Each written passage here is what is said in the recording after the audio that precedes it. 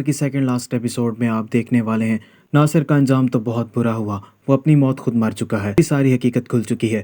اسے یہ صاف پتہ چل چکا ہے ناصر نے اور اس کی ماں نے اسے دھوکہ دیا تھا، اس کو مس گائیڈ کیا تھا۔ اب فائز کو اس بات کا بہت بڑا دکھ ہوتا ہے، اس کی اپنی سگی ماں نے اس کو دھوکہ دیا تھا اور اس نے حریم کے ساتھ زیادتی کی تھی، اور حریم بے گناہ ہونے کے باوجود بھی میری نظروں میں قصوروار ٹھہری۔ فائز کو اپنے آپ پر بہت زیادہ افسوس ہو رہا ہوتا ہے۔ فائز اب حریم کو صرف خوش دیکھنا چاہتا ہے، اس لیے وہ مدثر حسن کے پاس جاتا ہے اور اسے کہتا ہے کہ میں آپ سے ایک گزارش کرنے آیا ہوں، اگر میں حریم کو آزاد کر دیتا ہوں تو کیا تم اسے شادی کرو گے؟ مدثر حسن فائز کو بالکل بھی اچھا نہیں سمجھتا۔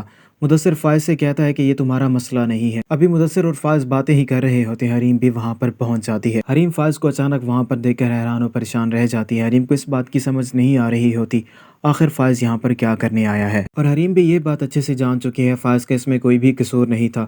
کہکشاں بیگم نے ناصر کے ساتھ مل کر اس کو بیوقوف بنایا تھا، اس کی آنکھوں پر جھوٹ کی پٹی بندھی ہوئی تھی، اس وجہ سے فائز کو کچھ بھی سمجھ نہیں آ رہا تھا۔ اور لالچ انسان کو لے ڈوبتا ہے، لالچی انسان ہمیشہ اکیلا رہ جاتا ہے۔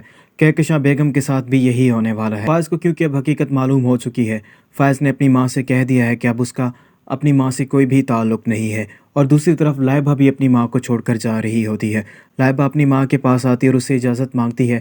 لائبہ اپنی ماں کو بتاتی ہے میں وقاص سے شادی کرنے والی ہوں، اس لیے میں آپ کو چھوڑ کر ہمیشہ کے لیے جا رہی ہوں۔ کہکشاں بیگم اپنی بیٹی لائبہ سے کہتی ہے جو انسان اپنی ماں کے فیصلوں کو نہ مانے اور اس کی خوشیوں کو روند کر چلی جائے، اس کو گلے لگا کر الوداع نہیں کیا جاتا۔ اور لائبہ اپنی ماں کو ہمیشہ کے لیے الوداع کہہ دیتی ہے اور وہاں سے چلی جاتی ہے۔ لائبہ کی وقاص سے شادی ہو جاتی ہے۔ لائبہ بہت زیادہ خوش ہوتی ہے۔ لائبہ اپنی شادی پر حریم کو بھی انوائٹ کرتی ہے اور حریم کو سمجھانے کی کوشش کرتی ہے۔ لائبہ حریم سے کہتی ہے میں جانتی ہوں آپ کے ساتھ جو کچھ بھی ہوا وہ بہت برا ہوا، لیکن اس میں فائز کی کوئی بھی غلطی نہیں تھی۔ میری ماں نے ناصر کے ساتھ مل کر فائز کو مس گائیڈ کیا تھا، اور ہم فائز کے دکھ کی گہرائی کا اندازہ بھی نہیں لگا سکتے۔ تم ایسا مت سمجھنا کہ میں اپنے بھائی کی حمایت کر رہی ہوں، لیکن میں تمہیں صرف سچائی بتانا چاہتی ہوں، اور اگر فائز کی جگہ کوئی بھی ہوتا تو وہ بدگمان ہی ہو جاتا۔ حریم کے پاس لائبہ کی باتوں کا کوئی بھی جواب نہیں ہوتا۔ حریم لائبہ سے کہتی ہے کہ میں سوچ کر تمہیں اپنا جواب بتاؤں گی۔ ناظرین، ڈرامہ سیر خمار اپنے اختتام کو پہنچنے والا ہے۔